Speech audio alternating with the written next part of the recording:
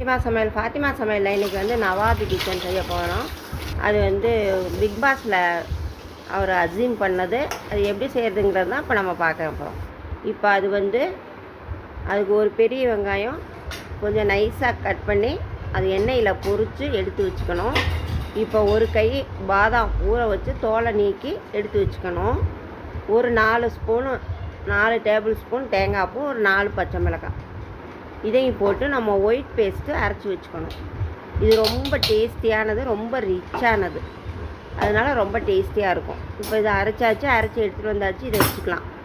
இப்போ இது வரைக்கும் என்னோடய சேனலை சப்ஸ்கிரைப் பண்ணாமல் இருந்தால் சப்ஸ்கிரைப் பண்ணிடுங்க. பக்கத்தில் உள்ள பெல் ஐக்கானையும் கிளிக் பண்ணிக்கோங்க. ஷேர் பண்ணுங்கள், லைக் பண்ணுங்கள், கமெண்ட் பண்ணுங்கள். இப்போ வந்து அந்த லெக் பீஸாக இருந்தால் அது ஒரு கத்தியில் ஒரே ஒரு கீரல் போட்டுக்கோங்க. நல்லா க்ளீன் பண்ணிவிட்டு சிக்கனை, நான் 1 கிலோ சிக்கன் எடுத்துருக்கேன். அதை நல்லா க்ளீன் பண்ணிவிட்டு அதை பாத்திரத்தில் போட்டுருங்க. எந்த பாத்திரத்தில் செய்ய போகிறோமோ அதிலே நம்ம இதை போட்டுக்கலாம். ஏன்னா நம்ம தாளிக்கவெல்லாம் போகிறதில்ல. இதில் 1 கப் தயிர், 2 ஸ்பூனு இஞ்சி பூண்டு பேஸ்ட்டு, 1.5 ஸ்பூனு மிளகாத்தூள்,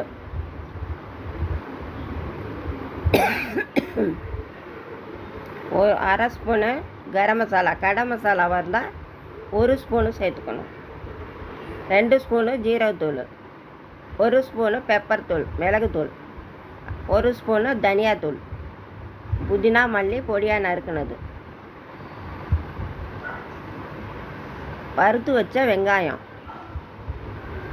அதை பொரித்து வச்சுருக்க ஆனியனையும் போட்டுக்கணும். அதுக்கு தேவையான உப்பு, நெய் ஒரு 100 மில்லி, ஒரு 75 மில்லி இருக்கும். 100 மில்லி கொஞ்சம் கம்மியாக தான் போட்டிருக்கேன். இந்த ஆனியனை நெய்யில் பொரிச்சிருந்தா ரொம்ப சூப்பராக இருக்கும். ஆனால் நான் வந்து குக்கிங் ஆயிலில் தான் பொரிச்சிருக்கேன். இப்போ அந்த பாதாம், தேங்காய், பச்சை மிளகா போட்டு அரைச்சி அந்த ஒயிட் பேஸ்ட்டையும் அதோட போட்டு நல்லா கலந்து ஊற வச்சுருங்க. இது 1 மணி நேரம் 2 மணி நேரம் ஊறணும். எவ்வளோக்கு எவ்வளோ ஊறுதோ அவ்வளோக்கெவ்வளோ இது ரொம்ப நல்லாயிருக்கும். அது மிக்ஸி ஜார் கழுவுன அந்த தண்ணி மட்டும்தான் ஊற்றிருக்கேன். நல்லா ஊறிட்டுருக்கட்டும். ஊறினதுக்கப்புறம் நம்ம வேக வச்சுக்கலாம். இது ரொம்ப ரொம்ப ரிச்சானது. பாதாம் நெய் இதிலே செய்கிறதுனால ரொம்ப ரிச்சாக, ரொம்ப டேஸ்டி இருக்கும். ரொம்ப டேஸ்டியாக இருக்கும். இப்போ பாருங்கள், 1 ஹவர் ஊறிடுச்சு. ஊறினது எடுத்து நம்ம வேக வச்சுக்கலாம். நான் இதிலே வேக வச்சிடலான்னு நினச்சேன், ஆனால் முடியாது போல் இருக்குது. பட்டு ரொம்பவே சின்ன பாத்திரமாகிடுச்சு. 1 கிலோங்கிறதுனால அது ரொம்ப சின்னதாக இருக்குது. அதனால் நான் பாத்திரத்தை மாற்றி பெரிய பாத்திரத்தில் வேக வைக்கிறேன். சின்னதாக இருந்தால் தெரித்து கொதித்து என் நெய்யெல்லாம் வெளியில் போயிடும். அது டேஸ்ட் இருக்காது. இப்போ வந்து வச்சாச்சு. இப்போ வேகிட்டு இதை ஒரு 5-6 நிமிஷம் ஹை ஃப்ளேமில் வச்சுருங்க. நல்லா கொதித்து வேகட்டும். அதுக்கப்புறம் நம்ம சிம்மில் வச்சு ஒரு 20 நிமிஷம் வேகணும். அது விறகு அடுப்பாக இருந்தால் அந்த தணல்லையே போட்டுருவாங்க. அது கொதிச்சுட்டே இருக்கும். எடுத்து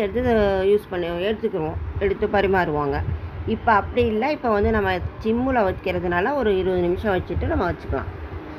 இது ரொம்ப ரிச்சானதுங்கிறதுனால சப்பாத்தி, பரோட்டா, நான், இடியாப்பம், ஆப்பம், இட்லி, தோசை, பணியாரம், ஒயிட் ரைஸு, நெய் சோறு, குஸ்கா எல்லாத்துக்குமே நல்லாயிருக்கும். நம்ம ஒயிட் ரைஸில் போட்டு பிசைஞ்சு சாப்பிட கூட ரொம்ப சூப்பராக இருக்கும்.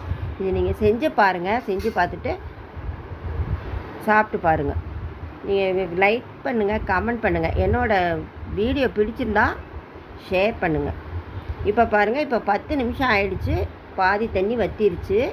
நல்லா சுண்டி வந்திருக்கு. இன்னும் ஒரு 10 நிமிஷம் அப்படியே விட்டுறலாம்.